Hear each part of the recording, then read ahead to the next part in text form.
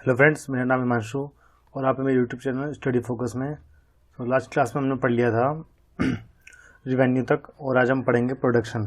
Revenue से पहले हमने क्या क्या पढ़ लिया था? डिमांड, सप्लाई, रिवेन्यू, मैक्रोइकोनॉमिक्स, ये सब चीज़ें हमने पढ़ ली थी।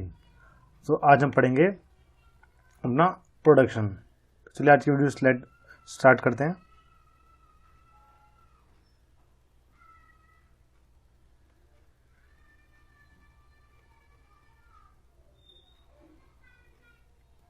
ओके तो प्रोडक्शन का मतलब क्या होता है? प्रोडक्शन का मतलब ये होता है कि आपका जब आप कोई भी चीज़ इनपुट डालते हैं तो उसमें से जब आउटपुट निकलता है तो उसको हम क्या बोलते हैं? अपना प्रोडक्शन। लाइक जैसे कि आप पेन बनाने जाएंगे तो पेन बनाने की जो आपका रॉ मटेरियल क्या क्या लगेगा उसमें? इनपुट का मतलब होता है रॉ मटेरियल में क्या क्या चीज़ें आ जाएंगी? जैसे आपके रॉ मटेरियल में जैसे आ गया आपका क्या बोलते हैं अपना इनपुट में अपना ये चीज़ आ जाएंगी, पेन की निब होगी, प्लास्टिक हो गया, इस आ गई, तो ये हमारा इनपुट हो गया। उसके बाद जो हमारा तैयार हुआ पेन बन के उसको बोलेंगे आउटपुट।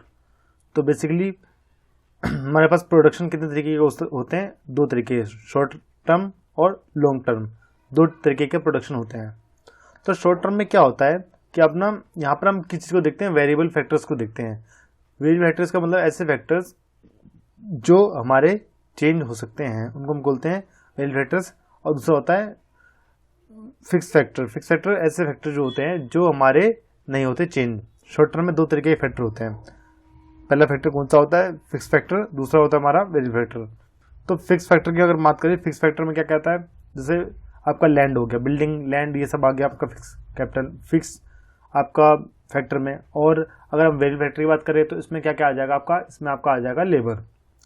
यहीं पे अगर हम लॉन्ग टर्म की बात करें तो लॉन्ग टर्म में क्या होता है? आप लॉन्ग टर्म की बात करते हैं, लंबे टाइम की बात करें, इसमें law of return to scale, इसकी बात की जाएगी।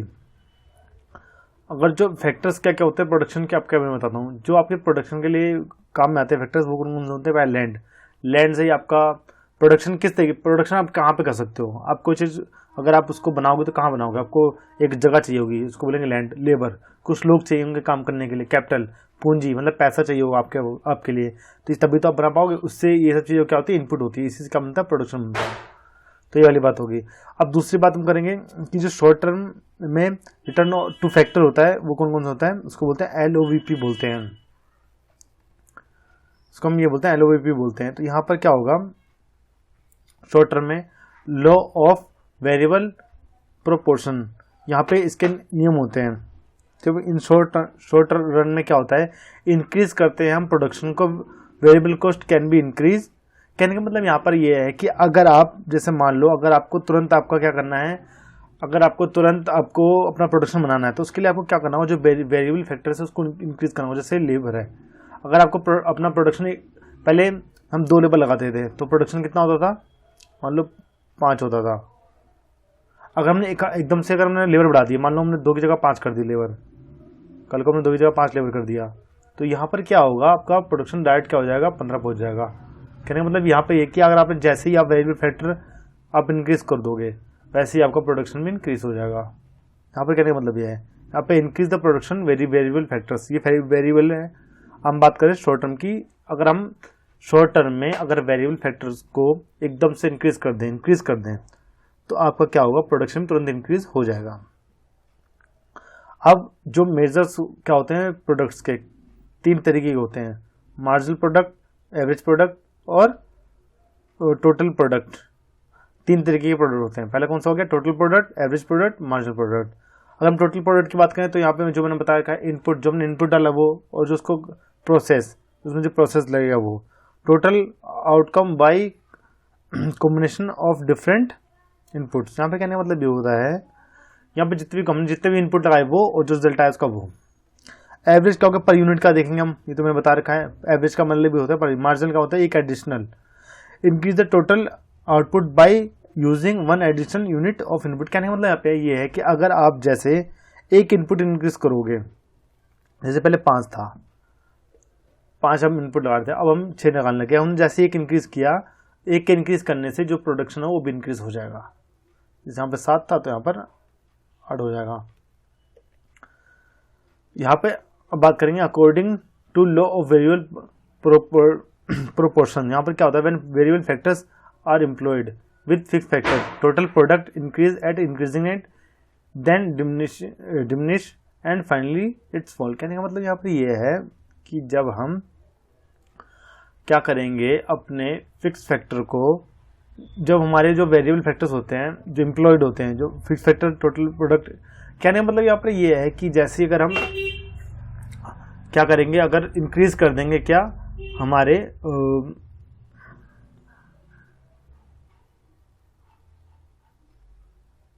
यहाँ पे कहने का मतलब ये होता है जब वेरिएबल फैक्टर्स को अगर हम एम्प्लॉयड कर दें, कहने वेरिएबल फैक्टर कौन कौन से होकर, लेबर को अगर हम क्या कर दें इंक्रीज कर दें फिक्स फैक्टर के साथ, तो हमारा क्या होगा, इंक्रीज रेटिंग आ जाएगा। क्या कहने का मतलब ये है कि हम यहाँ पे देखते हैं फिक्स फैक्टर क्या है, लेबर एक टर्म में अजम्पशन में आता हूँ यहाँ पे, सॉरी यहाँ पे मैं एक टेबल के थ्रू बताता हूँ। फिक्स फैक्टर में क्या है, लैंड है, लैंड एक ही है, लैंड तो सेम ही रहेगी, हमको लेबर चेंज कर सकते हैं। वेरिएबल फैक्टर लेबर हो गया 1 2 3 4 5 6, ये लेबर हो गया, ये लेबर चेंज कराओ तो टोटल प्रोडक्ट आप देखेंगे इंक्रीज होता रहेगा, क्योंकि यहाँ पे मैं अपना वेरिएबल जो वेरिएबल है फैक्टर उसको इंक्रीज कर रहा हूँ, लेबर को इंक्रीज कर रहा हूँ। ये 1 था, फिर 2 हो गया, 2 करते 24 हो गया, 3 करते 40 हो गया, 4 में 50 हो गया, 5 में 56 हो गया, 6 में 57 हो गया। यहाँ पे कहने का मतलब है कि टोटल प्रोडक्ट भी इंक्रीज हो जाएगा। अब मार्जिनल प्रोडक्ट की बात करता हूँ, तो जो मार्जिनल प्रोडक्ट है वो एक टाइम के पहले इंक्रीज होगा, फिर एक टाइम के बाद तो डिक्रीज होने जाएगा। क्यों? क्योंकि हम क्या कर रहे हैं कि मार्जिनल की बात कर रहे हैं, एक एडिशनल, जैसे हम यहाँ पर क्या कर रहे हैं कि पहले हम 10 टोटल प्रोडक्ट कर रहे थे तो 10 आ गया, फिर हम 24 करने लगे, कितना पहले 10 कर रहे थे तब 24 करने लगे तो 14 एक्स्ट्रा करने लगे, फिर हम 40 कर रहे थे, पहले 24 कर रहे थे तब 40 करने लगे, 16 करने लगे। इस तरीके से हम पहले हम 40 कर रहे थे, हम 50 करने लगे, तो यहाँ पे 10 था, जहाँ पे 57 था यहाँ पे 56, यानी कि ये मार्जिनल प्रोडक्ट आप देख रहे हैं पहले बढ़ रहा है फिर घटेगा। उस तरीके से एवरेज भी होगा, पहले एवरेज बढ़ेगा बढ़ेगा बढ़ेगा बढ़ेगा, फिर एकदम से घटने लग जाएगा। अब यहाँ पे देख सकते हैं ये कर्व, ये टोटल प्रोडक्ट ऐसे बना हुआ है और ये मार्जिनल और ये है एवरेज। ये मैंने इसके थ्रू टेबल के थ्रू ये वाला ग्राफ बनाया, ये दोनों ग्राफ।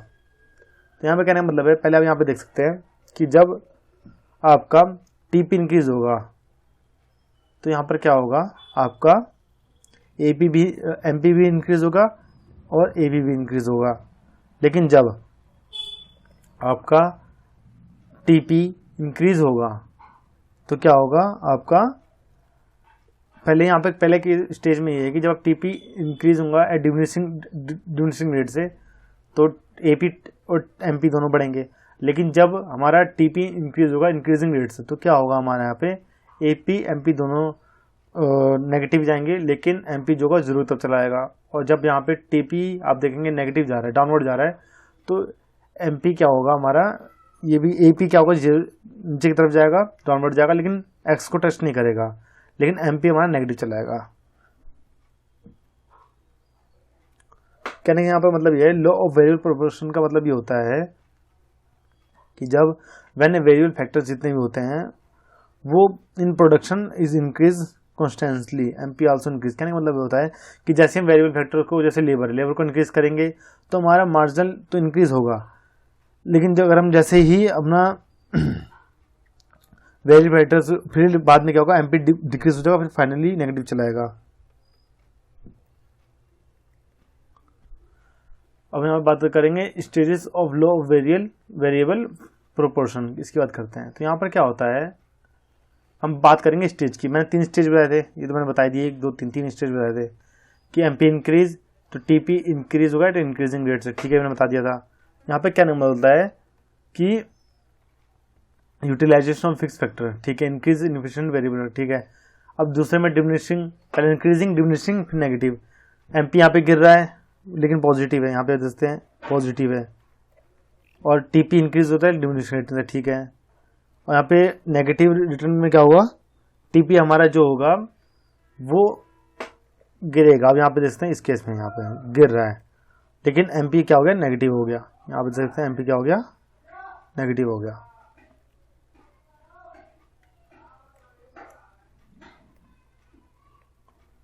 अब लॉन्ग टर्म की बात करेंगे तो शॉर्ट टर्म की बात कर ली। लॉन्ग टर्म में क्या होता है कि लंबे टाइम में हम क्या करते हैं, सब चीज हमारे पास वेरिएबल होता है, कोई चीज में फिक्स नहीं होती। इसमें सबसे पहले बात तो ये है, रिटर्न टू स्केल की बात करते हैं, ऑल आर वेरिएबल होते हैं, ठीक है, जितने फैक्टर्स होते हैं। रिटर्न टू स्केल की बात करेंगे, no input factors is fixed, कोई भी फिक्स नहीं होगा। It can be possible in long run, ठीक है। यहाँ पे बहुत factor increase by same proportion, यहाँ पे कहने का मतलब ये है कि दोनों इंक्रीज होता है सेम प्रोपोर्शन। जैसे मान लो हम लैंड बढ़ाने लग जाए, पहले हमारे 50 गज, पहले मान लो हमारे 500 गज था, अब मैंने 1000 गज कर लिया, तो फिर लेबर मैंने बढ़ा दिया। इस तरीके से बोलेंगे दोनों बढ़ रहे हैं, दोनों वेरिएबल हो रहे हैं लैंड, ठीक है, और लेबर दोनों। According this law firm in the long run में क्या होता है, इंक्रीज करता है quantity of all factors employed, output increase rapidly in comparison to increase in output, then output may increase in same proportion as increase in output. Finally outcome may increase in less proportion increase in output। क्या मतलब होता है कि जब हम जितने भी हमारे पास लॉन्ग रन में क्या होता है, अगर क्वांटिटी को इंक्रीज करते हैं तो क्या होता है, हमको जो शुरुआत में क्या करना होता है, हमको अधिक से ज़्यादा इंक्रीज होता है। उसके बाद क्या होता है, ये फिर सेम उस प्रोपोर्शन में इंक्रीज होता है, सेम प्रोपोर्शन में इंक्रीज हो जाता है। उसके बाद क्या होता है, लास्ट में हमारा लास्ट में क्या होता है, कम होने जाता है इंक्रीज।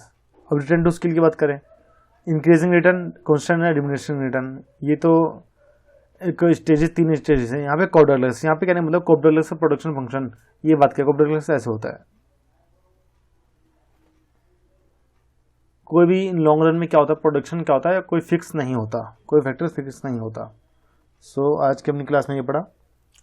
आई होप आपको आज की क्लास समझ में आई होगी। अगर आपको आज की क्लास में कुछ भी समझ ना आया हो तो प्लीज़ मुझे आप कमेंट कर सकते हैं, और मैं उस कमेंट का रिप्लाई जल्द से जल्द करूँगा। अगर आपको वीडियो पसंद है तो प्लीज़ वीडियो को लाइक, शेयर और सब्सक्राइब जरूर करें हमारे चैनल को। Thank you.